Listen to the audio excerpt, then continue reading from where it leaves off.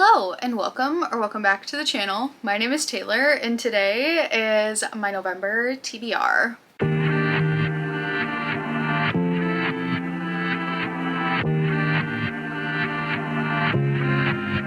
I feel like I've curated a very good November TBR. I'm really excited to read all of these books and I can't wait to tell you all about them. So if you love reading, don't forget to give this video a like and subscribe to the channel for more content like this. I'm working really hard to be a well-rounded reader.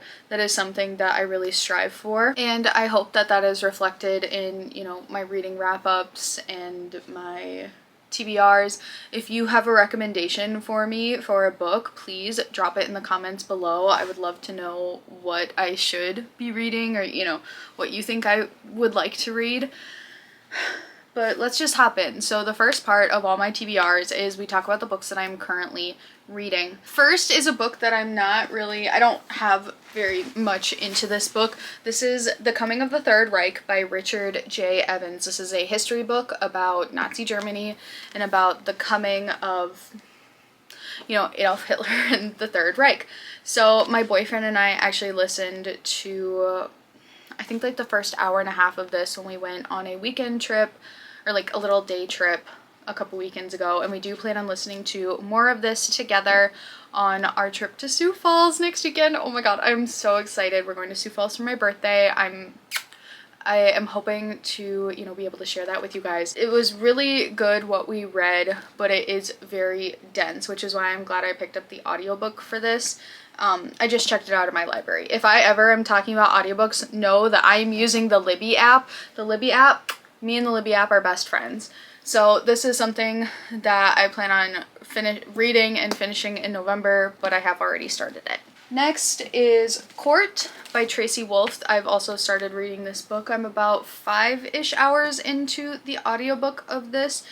This is the 4th book in the Crave series, and this is where we are getting into the really hefty part of the plot. I don't know how much I can or should say, but there's like a magical war essentially going on, and this book is where I think a lot of that war happens. I have read this, but when I've been doing my reread, slowly things have been coming back to me, but this is definitely the book where I remember the least amount, and I'm really excited to read this, and then I can get into Charm and Cherish, which are the last 2 books in the series, because I actually never got to read those, so that's why I've been doing this reread so that I can then finish the series. I've also been reading The Unworthy by Augustina Bazterrica on my Kindle, and I don't know how I feel about it so far. I didn't like Tender is the Flesh, but Augustina Bazterrica is unequivocally a good writer.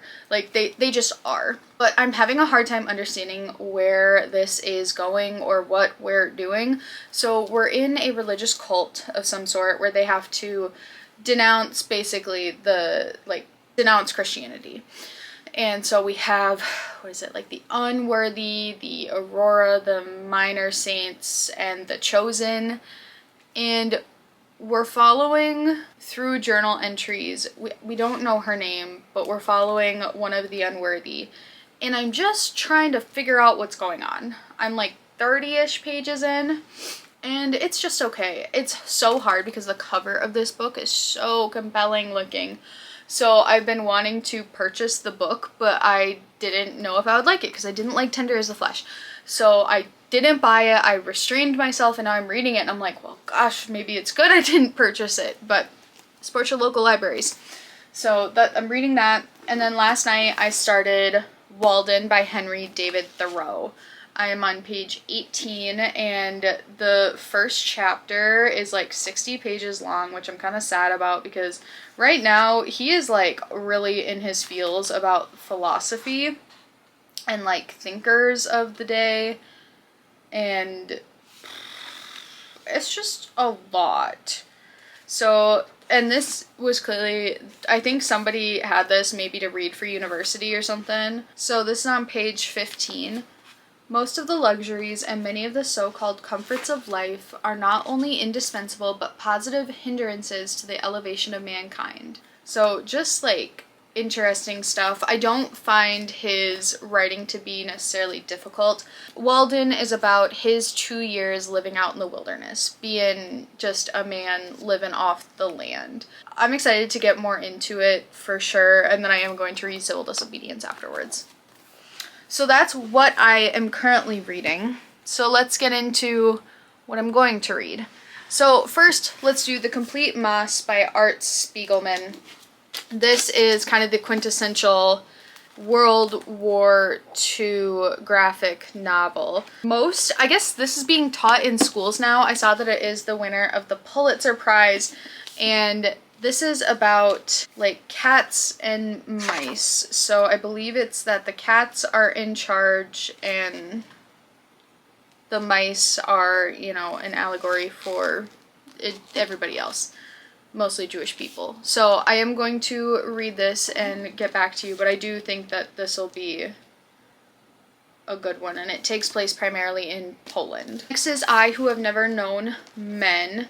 So this, I really don't know a ton about this book. It is so interesting how popular a book can be, and yet you know so little about it. So on the back, it says, deep underground, 39 women live imprisoned in a cage. Watched over by guards, the women have no memory of how they got there, no notion of time, and only a vague recollection of their lives before. As the burn of electric lights merges day into night and numberless years pass, a young girl, the 40th prisoner, sits alone and outcast in the corner. Soon she will show herself to be the key to the others' escape and survival in the strange world that awaits them above ground. This is a short one. I believe this one's this is like 160 pages. Did I say this is by Jacqueline Hartman, translated by Ross Schwartz. And I've heard amazing, wonderful things about this book. I do worry about feeling sad reading this book. So we got Occult and then we got Women Prisoners for our kind of shorter books for the month. And if we want to get into a big boy, we got Don Quixote by Cervantes. I just think it's time for me to read this. So in part of the introduction, let me read this to you. Miguel de Cervantes Saavedra's masterpiece has endured because it focuses on literature's foremost appeal, to become another, leave a typically embattled self for another, closer to one's desires and aspirations. This is why Don Quixote has often been read as a children's book and continues to be read by or to children. Experience in life's blows teach us our limits and erode the hope of living up to our dreams, but our hope never vanishes. So I think because it is considered, you know, more children's fiction, I think I just want to read this and take my time with it. I think that it'll be really fun. It's about a guy who goes and does chivalrous things. Next, I am a spooky all year long sort of person. So next we have Little Haven by Nick Cutter. So this is the author who also wrote The Troop, and I really liked that book. I'm hoping that this book makes my stomach churn less. The only thing I will say about this is looking at the pages, the font is really tiny. I read most of The Troop. While I have a physical copy, I did read most of that on my Kindle just because it was a better reading experience for me. And these like detectives who are going and looking at this kind of coven or like religious cult, essentially. So we got detectives looking at people doing stuff in the name of God. Moving on, I have another kind of more fun nonfiction. So this is Four Lost Cities, A Secret History of the Urban Age by Annalee Newitz. So this follows Çatalhöyük, Pompeii, Angkor, and Cahokia. So I just think that, you know, just a little bit of fun history, kind of like what I read in October with A Short History of Drunkenness. I think that something like this will just be kind of fun. Next, we have some poetry because I am on my poetry kick. So first I have The Wastelands and Other Poems by T.S. Eliot.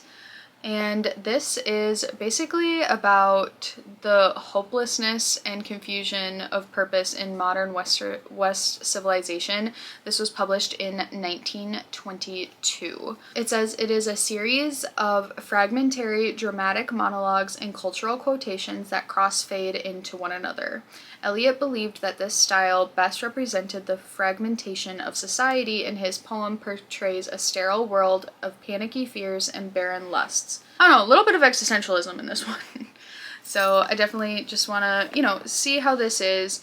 Just because these are short doesn't mean that they don't take a long time to read. I read Sappho last month, and it was only 90 pages of the fragments of their poetry, and it actually took me like 4 days to get through. So, I mean, maybe that's still not very long, but that, small, but maybe it's mighty. We don't know. Well, I don't know yet. And next I have Beowulf, a verse translation, translated by Michael Alexander. So I don't entirely know what this is about. I did watch a Classics You Should Read in the Fall video, and the creator recommended reading Beowulf. She said it was one of her favorites. So on the back it says, Beowulf is the greatest surviving work of literature in Old English, unparalleled in its epic grandeur and scope. It tells the story of the heroic Beowulf and of his battles, first with the monster Grendel, who was laid waste to the great hall of the Danish king Hrothgar, and then with Grendel's avenging mother, and finally with a dragon that threatens to devour his homeland. So, just a nice, fun, epic, action-packed poem. I'm excited to get into this, and this is actually a book that Minnesota State High School curriculum is starting to teach. And, because I learned the Odyssey in high school, and I guess now they learn the Odyssey in middle school, and my assistant coach is an English teacher, and she was like, oh yeah, we're gonna do Beowulf now, and I was like, oh, why do I feel like I know that? It's because I had purchased it not that long ago. So I think that this would be a really fun thing to read, and then I can talk with my assistant coach about it, and I can talk with, freshman students about it, and all sorts of fun things. Next, we have The Diving Pool by Yoko Ogawa. I do wonder, this is 3 short stories. One's about a girl who falls in love with her foster brother. One is about a woman who is recording her pregnant sister's daily emotions. And then the last one is about a woman who visits her old school dormitory. I do wonder about, maybe I should have waited to read these in the summer, but I think the spookiness of it, I don't know. We'll see. If I read the first couple pages and I'm like, this is just so much better suited for spring, summer, I can do that. We'll see how I feel though. Maybe I won't feel that way. But I'm really excited. Yoko Ogawa is the author of The Memory Police, which I do have on hold at my library, and I think that this will be a good way to get into their writing, and short stories are always kind of a fun thing to put on a TBR.